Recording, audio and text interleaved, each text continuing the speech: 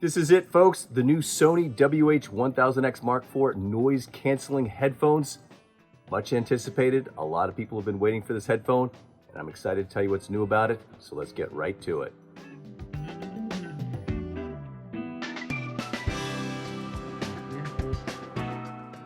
On the outside anyway, very little has changed from the Mark III. They still come in the same black and silver color options and cost $350 like the Mark III did when it first launched.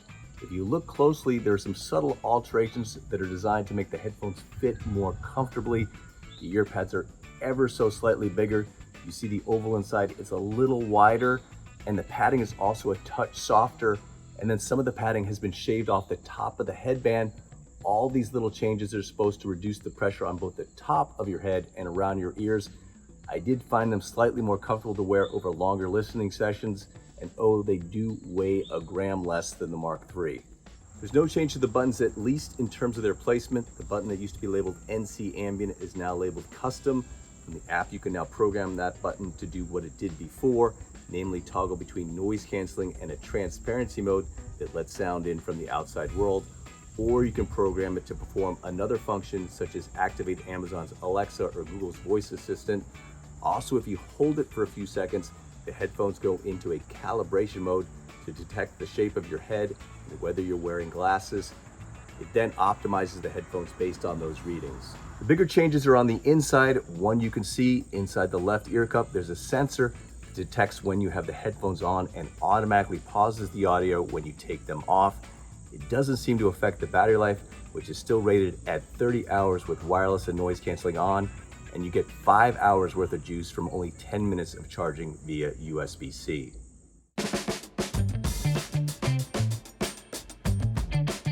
Now the hidden stuff, there's a new Bluetooth system on a chip that has more processing power.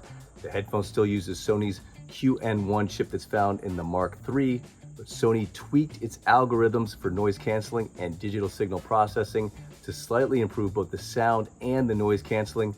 Both were already excellent in the Mark III, and now they're a touch better.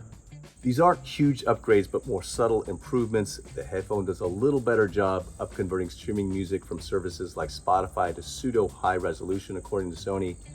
The Mark IV is better at processing highs, adding back in a bit of missing detail when you're dealing with compressed streaming audio. Again, a subtle upgrade, but the headphones do seem to sound slightly more refined and detailed, even though the hardware, and by that I mean the drivers, are the same. The bass is full yet punchy and well defined. They've got a nice openness to them with a relatively wide soundstage. Do they blow away what's out there from Bose, Sennheiser, and others? No, but they just sound really good. While they're dynamic sounding, they also have enough warmth to them that you don't experience listening fatigue over longer listening sessions. Features-wise, there are a few legitimate upgrades. The first is multi-point Bluetooth pairing. That allows you to pair these headphones with two devices at the same time and switch back and forth between them. It's an important feature for some people, particularly those of us who like to simultaneously pair with our phones and computers while working from home, or maybe it's your phone and a tablet. I was using an early version of the software, so the feature wasn't completely reliable, but Sony promises that it will be when the headphones officially ship and the software is updated.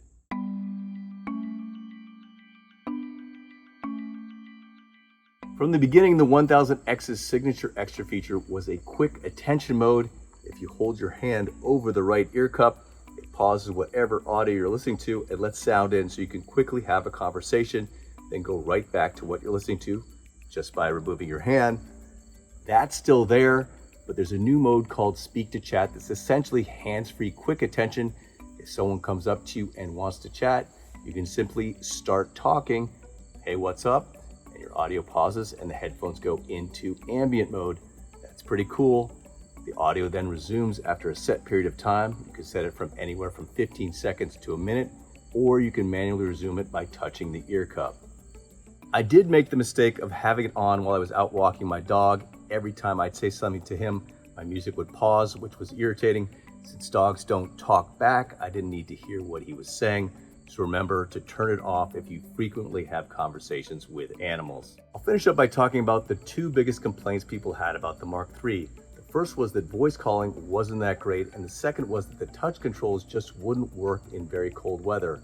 On the first issue, Sony says it's improved the noise reduction while you're making calls, and also says the microphones now pick up your voice better. In my test, the voice calling does seem improved. People said they could hear me clearly, and while the noise reduction wasn't stellar, it did noticeably muffle background noise. I don't think the Mark IV is quite as good as Bose's Noise Canceling 700 headphones for voice calling, but it's definitely better and not a weakness like it was on the Mark III when it first launched.